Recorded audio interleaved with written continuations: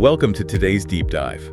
We are jumping right into a May 2026 AI Mind Update article, tailored specifically for you.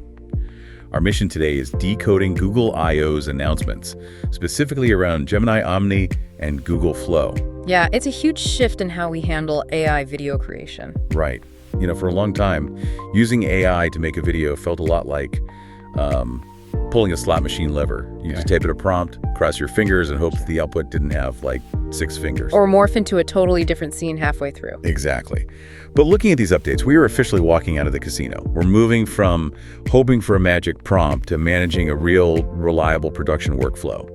It feels less like gambling and more like, hiring a full production crew. It completely changes the dynamic, especially for small teams. Yeah. Because if you've ever spent 3 hours tweaking a single prompt just to get a character's hands right. Oh yeah, we've all been there. It's awful.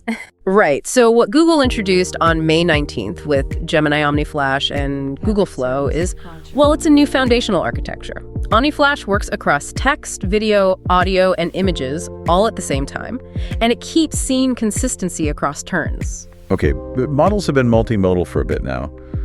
What actually makes this act like a reliable crew rather than just, a better generator? It really comes down to memory. Older models had this kind of amnesia between prompts. Every time you asked for a change, it was basically redrawing the world from scratch. Oh, right, so you'd lose the original look completely. Exactly. But Omni Flash operates with a massive context window. It holds the entire visual history of your video in its working memory. So it preserves the exact lighting, the character model. Step by step as you iterate. Yes. And to actually orchestrate that memory, they rolled out Flow Agent and Flow Tools. Flow Agent is handling the brainstorming, batch editing assets, even renaming project material. Okay, let's unpack this. Because Flow Tools lets you build custom utilities using plain natural language, right? Like if you need a specific video resizer or a custom shader to change the lighting on 3D objects, you just describe it. Yeah, and Flow builds that tool for you right there. So does this essentially let non-coders build their own reusable assembly lines? So teams aren't reinventing the wheel with one-off prompts every single time. That is the exact reality we're moving into. Because the AI can handle diverse inputs and, batch edits so seamlessly, the bottleneck completely moves. Away from just generating the video. Right. Now the challenge is entirely about controlling the production line. You're managing a flow of assets rather than coaxing out a single image. But setting up an automated assembly line sounds kind of terrifying if the AI decides to hallucinate. Right. One bad batch edit and suddenly your brand is publishing complete garbage. How do you actually control a crew that moves that fast?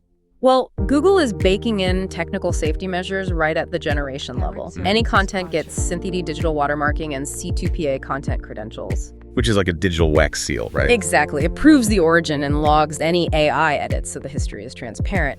But the article explicitly stresses that these controls do not replace human review. It is mandatory.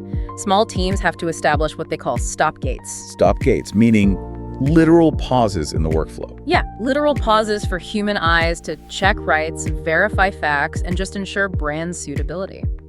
The recommended starting point is creating a private 30-second prototype, like turn an article into a short explainer. Wait, I'm confused though. If the AI is finally so good at preserving scene consistency, why does the article insist on baby stepping with a 30-second private prototype? If it works, why not just let it run? Because when you build that prototype, you aren't just testing the AI anymore. You are testing your team's own standard operating procedure. You're finding out where the model tends to over-edit. Oh, I see. And checking how long the human review actually takes. Right. It shifts your role entirely. You go from being the primary creator to acting as the director and the ultimate gatekeeper. And that's why Gemini Omni and Flow represent a workflow update, not just a model update. Right, you have to adapt your whole process. Exactly. So before you start, always verify your subscription tiers, your region availability, and output limits. Those constraints dictate your workflow. So for you listening, the big takeaway here is to basically stop chasing the perfect prompt and start designing a repeatable system. I couldn't agree more. And I'll leave you with this to think about.